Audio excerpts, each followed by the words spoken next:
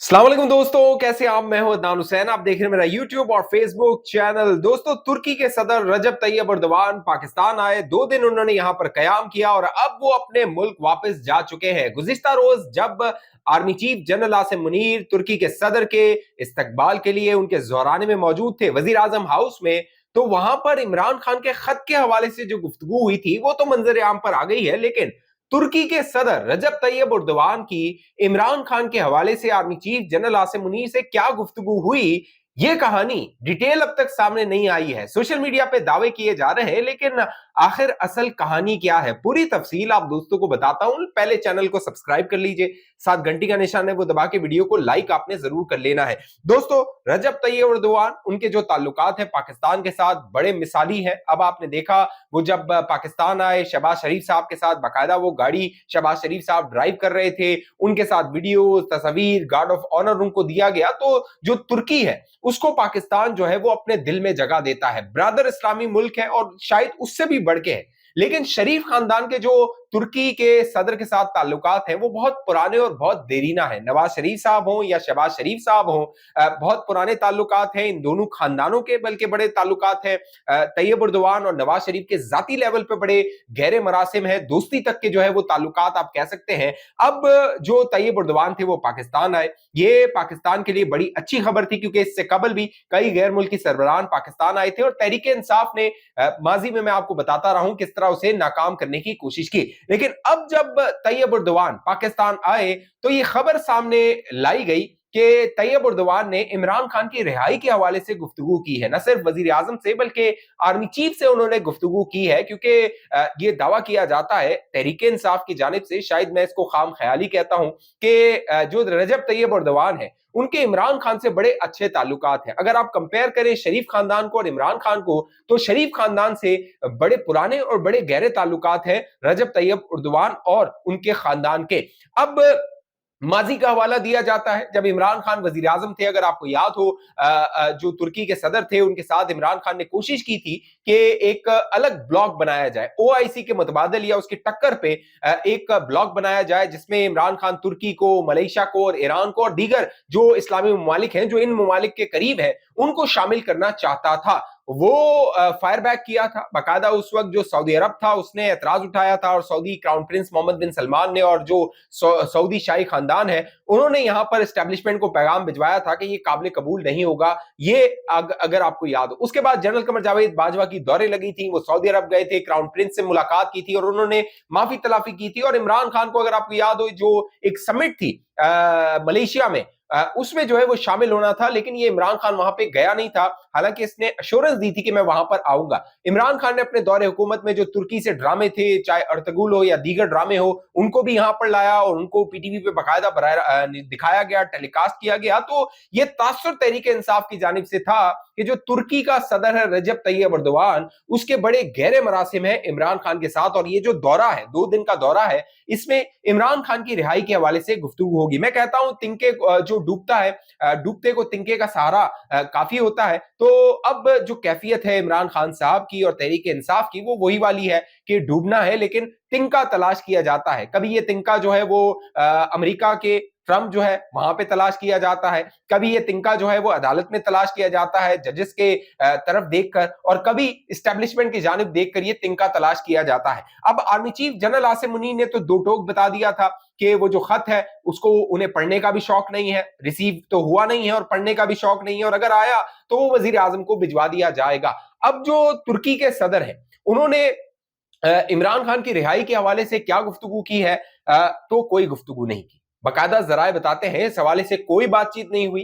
रजब Tayyip Erdogan का कोई दिलचस्पी नहीं थी इमरान खान में, एक सेकंड के लिए भी इमरान खान का जिक्र नहीं हुआ, कोई बात नहीं हुई, क्योंकि वो मौजू था ही नहीं और वो मौजू बनता भी नहीं था। क्यों? लेकिन जो तहरीक इंसाफ है, मैंने कहा डूबते को तिनके का सहारा काफी है, तो प्रोपेगेंडा किया जाता है सोशल मीडिया पे और ये खबरें इस तरह की फैलाई जाती हैं। न सिर्फ तुर्की बल्कि कोई भी जो इस्लामी ब्रदर मुल्क है, चाहे वो सऊदी अरब हो, चाहे यूएई हो, चाहे वो कतर हो या दीगर जो ममालिक हो जिनके पाकिस्तान से ब्रदराना ताल्लुकात हैं, और पाकिस्तान के कई जो ओवरसीज पाकिस्तानी है वहां जाके मजदूरी करते हैं, पाकिस्तान में पैसा बेचते हैं अपने खानदान वालों को, इन ममालिक को कोई दिलचस्पी नहीं है, ना सऊदी अरब को है, ना यूएई को है, ना तुर्की को है, ना मलेशिया को है, ना किसी और को इमरान खान में दिलचस्पी। हालांकि माजी में अगर आप देखिए, जब नवाज शरीफ को जनरल मुशर्रफ ने गिरफ्तार किया था, पाबंद सलासल किया था, तो कई इस्लामी जो मुल्क थे बाकायदा वो गारंटी देने आ गए थे, एश्योरेंस देने आ गए थे। और जो जुल्फिकार अली भुट्टो को जब जिया ने जो है वो कैद किया था और उसे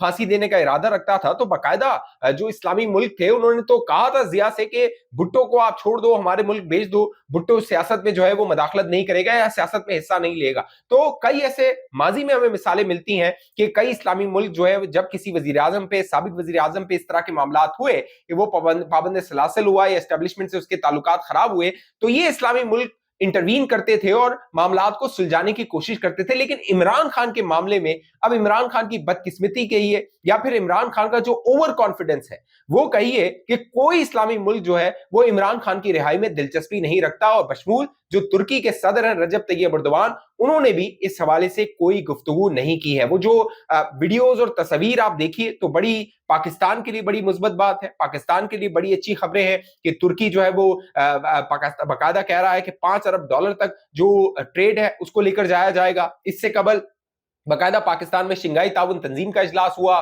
बेलारूस के जो सदर थे वो पाकिस्तान आए, तो ये मुस्बत खबरें हैं। जो पाकिस्तान का इमेज बैनुल अक़वामी सतह पे जा रहा है वो मुस्बत इमेज जा रहा है, तो एक उम्मीद है इमरान खान को, उम्मीद है रिहाई की, और पाकिस्तानियों को उम्मीद है बेहतर मुस्तकबिल की। तो हालात इंशाल्लाह बेहतर होंगे। अब ये सारा जो प्रोपेगेंडा किया जाता है ये किया जाता है सोशल मीडिया के जरिए। अब मैं आपको हकीकत बताता हूं, कुछ मिसालें देके, 3 मिसालें देके कि ये सोशल मीडिया को किस तरह इस्तेमाल किया जाता है। एक मिसाल आप ले लीजिए, ये है मुशाहिद हुसैन सैयद। अब मुशाहिद हुसैन सैयद साहब जो हैं वो इस तरह की भड़के मारते रहते हैं, पुराने इस्टेब्लिशमेंट के साथ इनकी सियासत रही है, जनरल मुशर्रफ के टाइम में इन्होंने बड़ा उरूज देखा था, उसके बाद इस्टेब्लिशमेंट के ये बड़े करीब रहते हैं। तो मुशाहिद हुसैन सैयद साहब इससे कबल जब डोनाल्ड ट्रंप ने आना था, सदर बनना था अमेरिका का, तो वो कहते थे कि 001 से कॉल आएगी और इमरान खान की रिहाई हो जाएगी। ये मुशाहिद हुसैन सैयद साहब अपने इंटरव्यूज में, अपनी बातचीत में, अपने बयानात में कहते थे।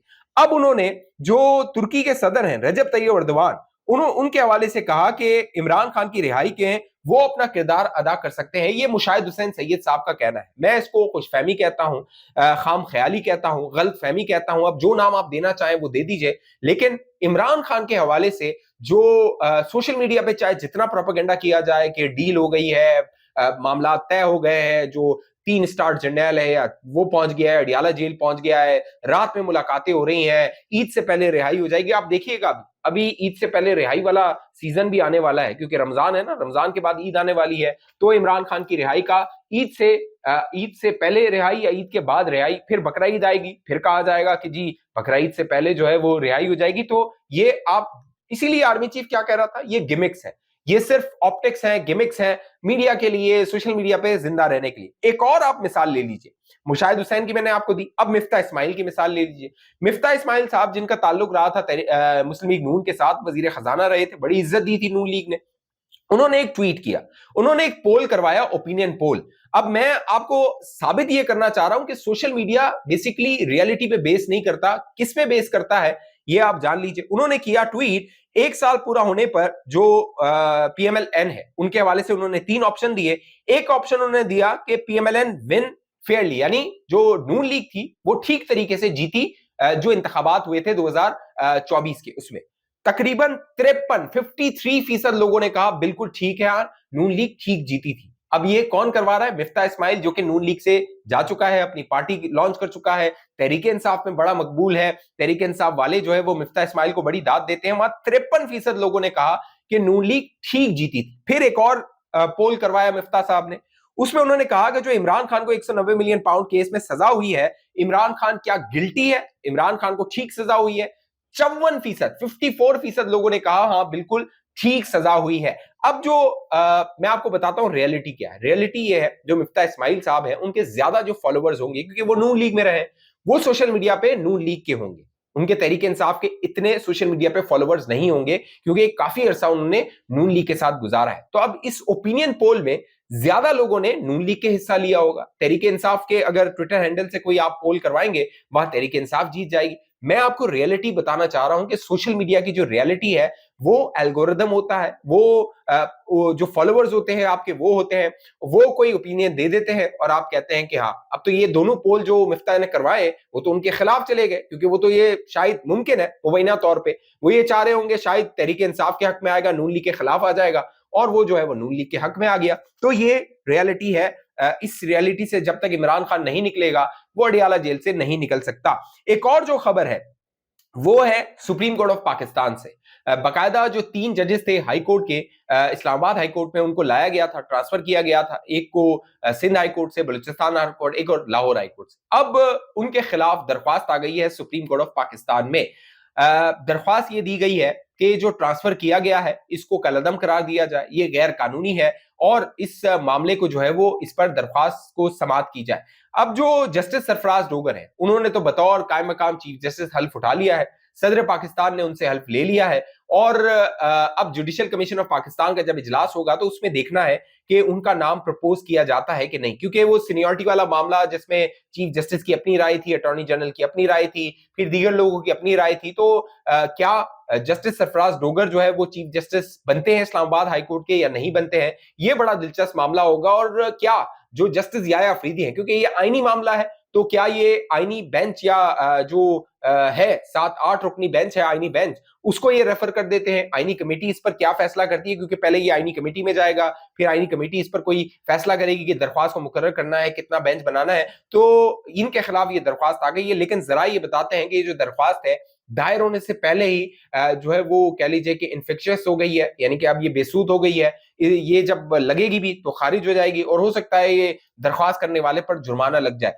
लेकिन जो सूरत हाल है अदालत के महाज पे, इस्टेब्लिशमेंट के महाज पे, सियासत के महाज पे, वो बड़ी गर्म है और आने वाले दिनों में मजीद गर्म होने वाली है। लिहाजा बाखबर रहने के लिए हमारा चैनल सब्सक्राइब कर लीजिए, साथ घंटी का निशान है वो दबाइए, वीडियो को लाइक कीजिए, नीचे कमेंट कीजिए किस शहर किस मुल्क से वीडियो देख रहे हैं ताकि मैं आपका शुक्रिया अदा कर सकूं। फेसबुक पे देखने वाले दोस्त पेज को लाइक फॉलो करके इस वीडियो को लाजमी शेयर कीजिए। अगली वीडियो तक मुझे इजाजत दीजिए, अपना ख्याल रखिएगा। पाकिस्तान जिंदाबाद।